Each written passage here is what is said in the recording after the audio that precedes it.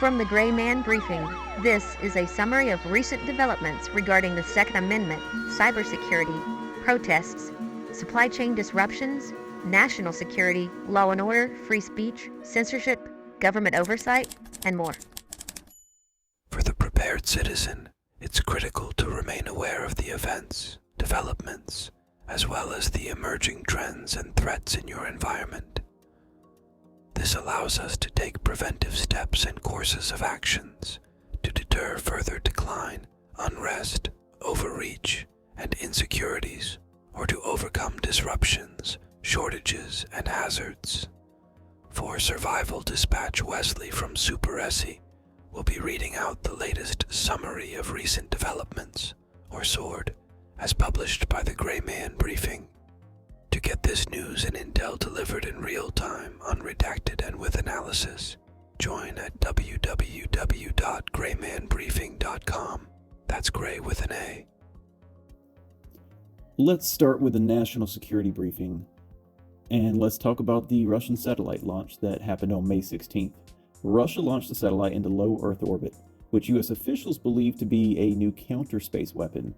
The satellite was deployed into the same orbit as a U.S. government satellite, raising concerns about its potential to attack other satellites in low Earth orbit, thus posing a significant threat to national security.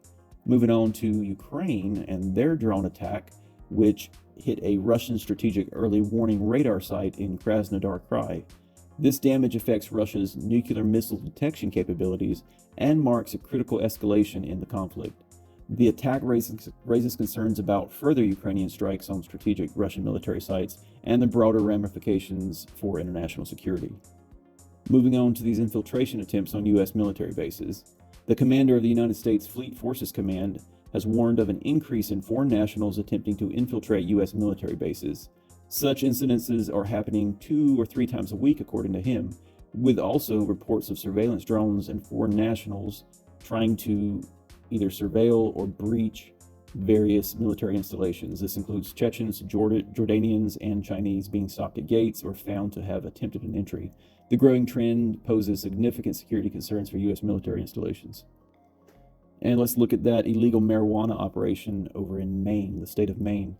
So law enforcement conducted multiple raids on illegal marijuana grow operations in Maine that were linked to Asian transnational criminal organizations, specifically Chinese networks.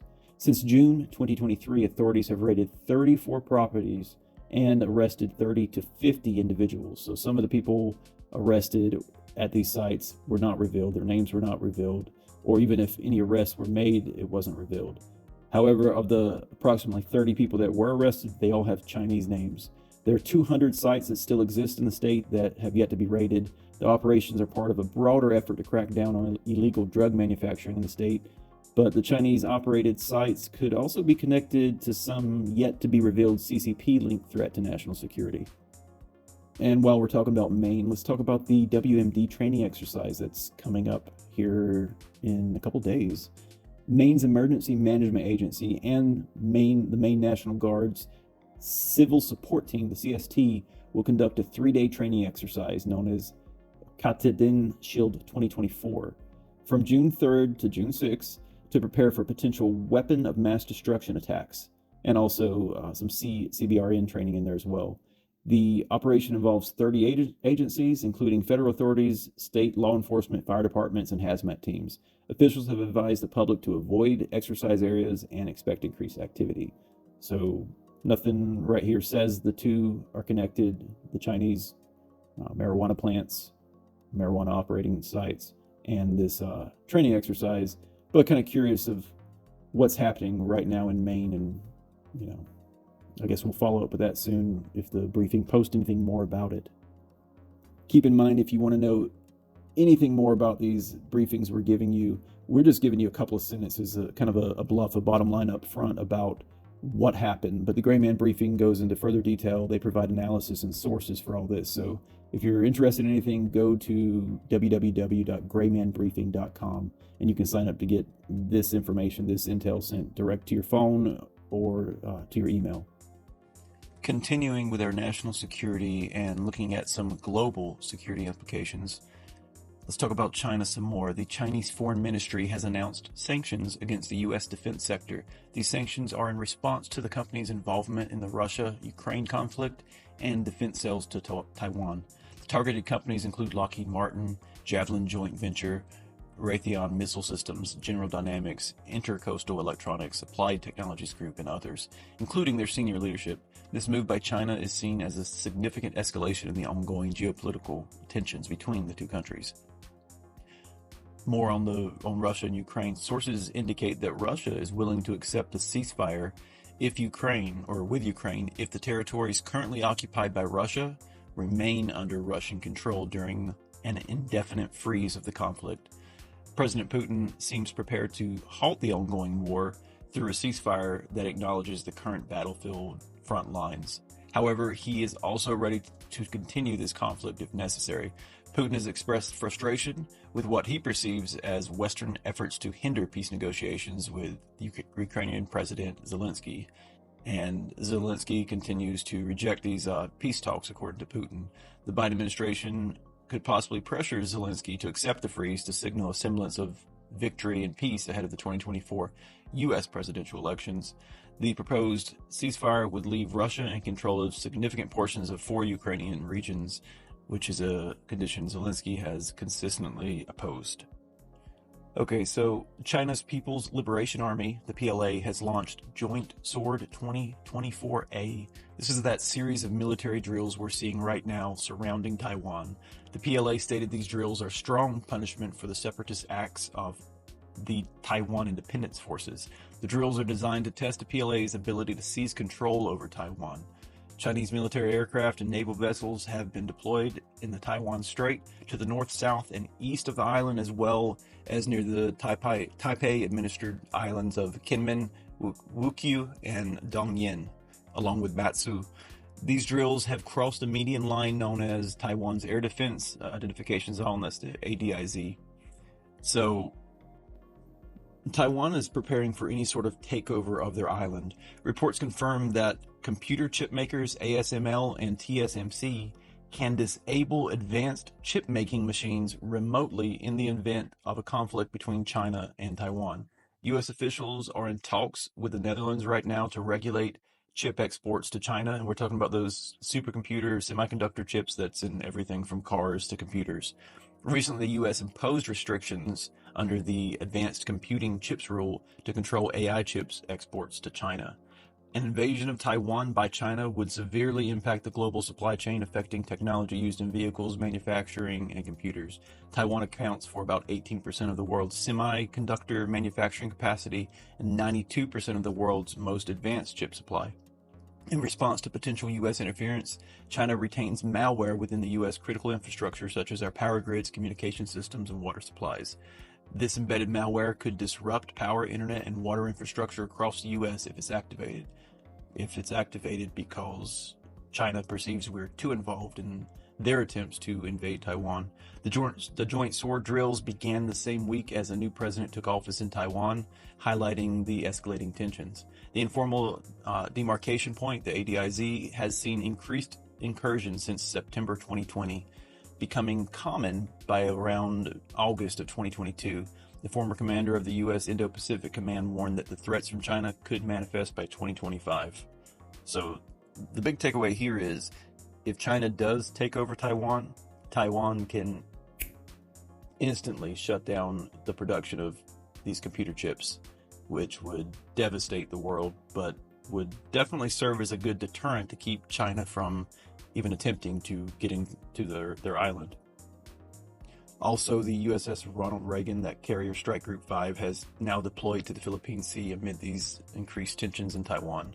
And let's look at this last incident here, the Chechen trespasser incident. On May 3rd, an active U.S. Army Special Operations Command soldier, who was a colonel, shot and killed a Chechen man trespassing near his home in Carthage. This is located next to, or in close proximity to, Fort Liberty or Fort Bragg. The man was reportedly taking photos on private property and became aggressive when he was confronted by the homeowner, the colonel. Claims exist, but are not verified, that the man was working for a utilities company at the time. But when he was found by law enforcement and the colonel, He had no uniform on, no work equipment, no work ID. He was in a personal vehicle, and there was a second Chechen man with him who some people suggest could be working as a spotter.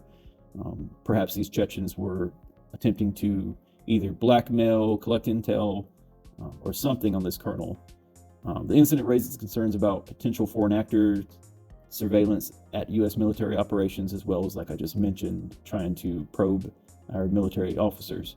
Law enforcement is investigating the circumstances around the incident. They're kind of being quiet about it, and the FBI is involved at least in some capacity as they helped translate for at least the one Chechen man who was arrested and later released.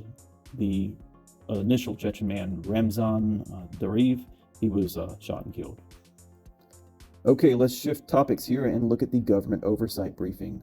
Starting in Germany, looking at their child pornography laws, the parliamentary body there has advanced a bill to reduce the possession of child pornography from a felony to a misdemeanor. The alleged justification for this change is that they say perpetrators often act out of adolescent naivety, curiosity, or the desire to impress rather than for sexual arousal. Additionally, pro-pedophilia groups in the country are lobbying to reduce the age of consent to 12 years old. Yeah, I don't know what's going on in Germany, but they need to fix that. Let's look at Biden's student loan forgiveness. On May 22nd, President Biden announced a plan to use approximately $7.7 billion in taxpayer funds to forgive additional student loans. This brings the total amount of canceled loan debt to roughly $167 billion. Looking over at the 6-foot social distancing. So during a closed-door testimony to the House Select Subcommittee on the Coronavirus Pandemic, former NIH Director Dr. Francis Collins revealed that there was no scientific evidence supporting the 6-foot social distancing guideline. This also aligns with earlier statements by Dr. Anthony Fauci, who acknowledged the guidance lacked scientific reasoning. Collins further stated that the origin of COVID-19 remains unsettled science, contradicting her previous attempts to discredit that lab leak theory. And finally, in government oversight, Biden's executive privilege. So Biden asserted executive privilege to block a request from congressional Republicans for audio recordings showing him cognitively impaired. These recordings were part of that special counsel Robert Hur's investigation into Biden's mishandling of classified documents from his time as vice president and as a senator. Hur decided not to charge Biden, suggesting a jury would view him as an elderly man with poor memory. Republicans argue the tapes are crucial to assess Biden's mental fitness and potential grounds for impeachment. Shifting into the next category here, civil unrest. Let's start with NGO oversight. So the U.S. House of Representatives, Comer and Fox, that's James Comer, Virginia Fox, they've called for an investigation into the funding sources of at least 20 organizations involved in these pro-Hamas, anti-Semitic, whatever you want to call it, protests that's happening across the country, specifically at college campuses. The organizations under scrutiny include the Bill and Melinda Gates Foundation, the Council on American Islamic Relations, or CAR, Within Our Lifetime, If Not Now, and the Tides Foundation, among others. Comer and Fox emphasize the need to understand the national security implications of these influences on faculty and student organizations. In response, CAR criticized the investigation as a McCarthy-era tactic, which they say is aimed at silencing legitimate criticism and student activism. And we've got a lot of specific protests across the country this week, but I'm not going to cover everything the Gray Man has out. We're just going to touch on a few of them, and I'll do it kind of fast. They look to be all pro-Palestinian protests, but there's a few other things going on, so let's get into this.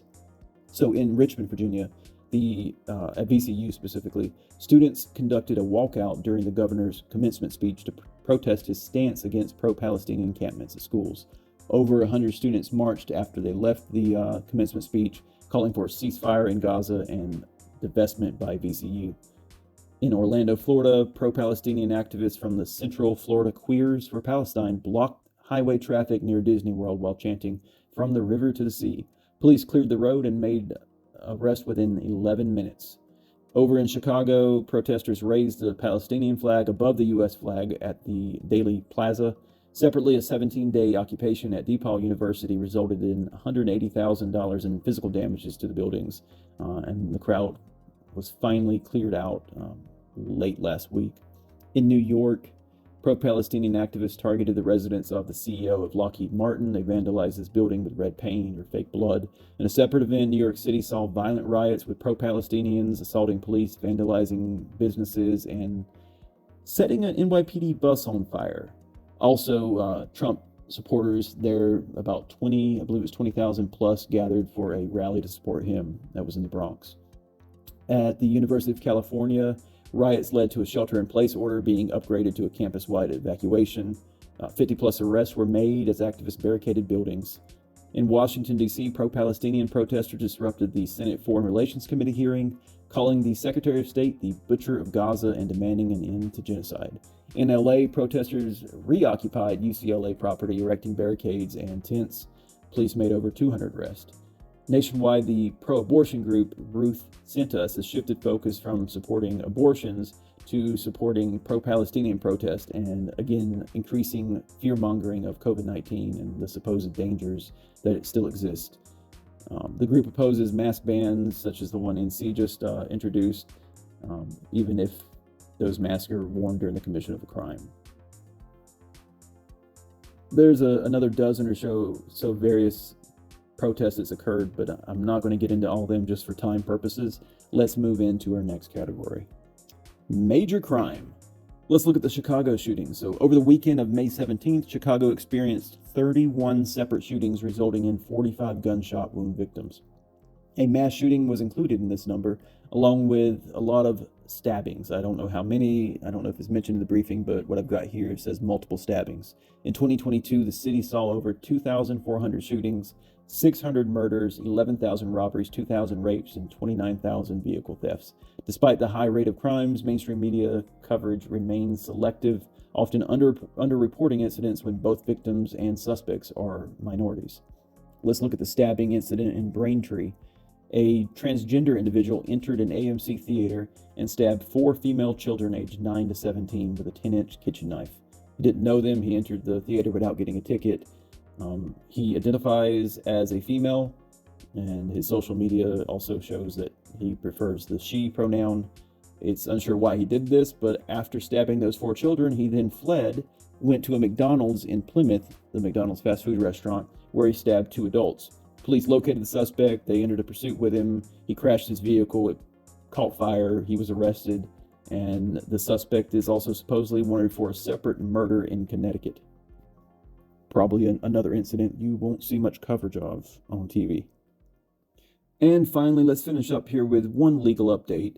We don't have anything on the Second Amendment that I'm seeing on the Gray Man briefing for this week, but they do have this update on the body armor ban proposal. This was a federal level proposal. So Democrat lawmakers last year introduced H.R. 3247, the Responsible Body Armor Possession Act.